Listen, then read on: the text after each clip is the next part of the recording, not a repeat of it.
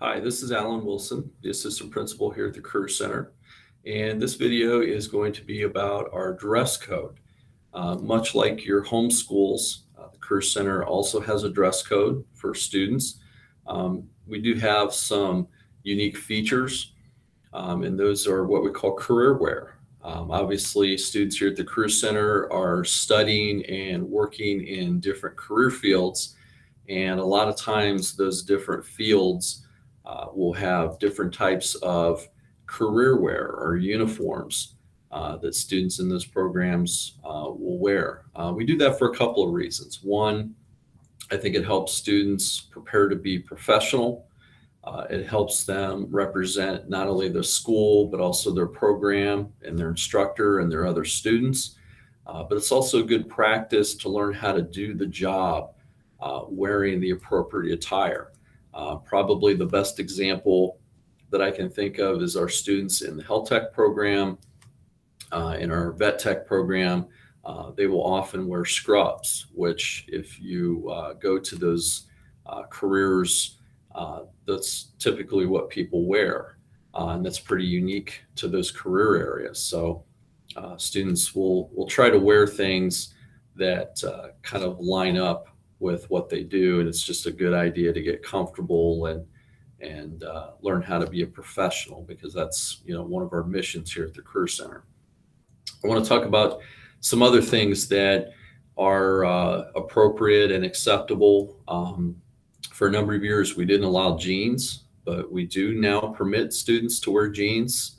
The only condition is that they can't have any holes, rips, tears, or frays. In other words, we don't want to see any skin.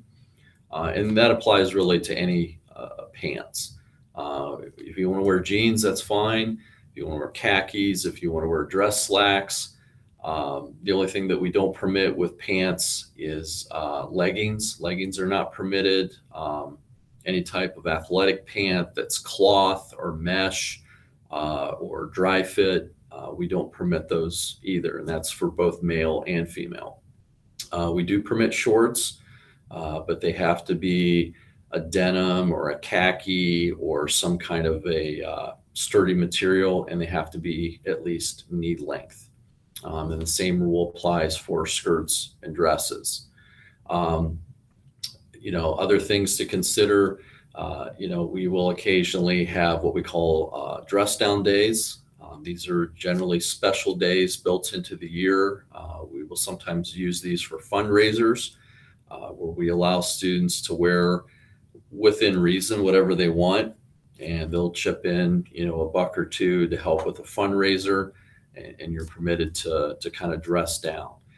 But the mission here at the Career Center is we want to prepare you to be a professional, to prepare you for your chosen path, and part of that is looking the part and looking professionally.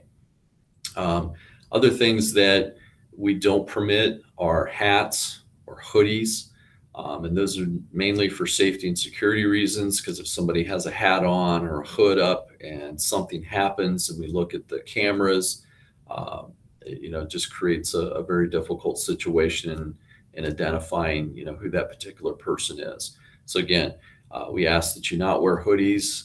We do have some students, for instance, our construction trade folks. When the weather gets a little cold or a little wet, sometimes it's nice to have a hat to keep yourself warm and dry, and that's perfectly acceptable while you're outside working in your lab. But upon returning to the building, we ask that students remove their headwear and their hoods, and just wear their regular career wear. Career wear is anything that has the Career Center emblem or their particular lab emblem on it. I know some instructors will provide an opportunity for students to get a zip up or a fleece top or a long sleeve tee. Again, as long as it has the Career Center logo and it doesn't have a hood, doesn't have a face covering, and it doesn't have any holes or anything that's inappropriate, those will be acceptable as well. Other things that are just kind of common sense and generally apply to all schools is, regardless of what you wear, we don't accept any tops or shirts that have inappropriate images. I'm thinking of things that promote, drugs, alcohol, inappropriate language, offensive or racial imagery. Those aren't permitted. Um, I always encourage students, if they have questions about, is this appropriate, just stop in and see us at the office. And believe it or not, we do have quite a few students that will come in on their own and say, hey, I just want to make sure what I'm wearing is acceptable. And we're happy to work with you on that. We don't want to create any unnecessary difficulties or give anybody a hard time over what they're wearing. Again, we just want our students to be professional, presentable, and learn how to work with the appropriate clothing. Because when you get into a job in a career area, a lot of times your employer will say, this is what we expect you to wear if you want to work here.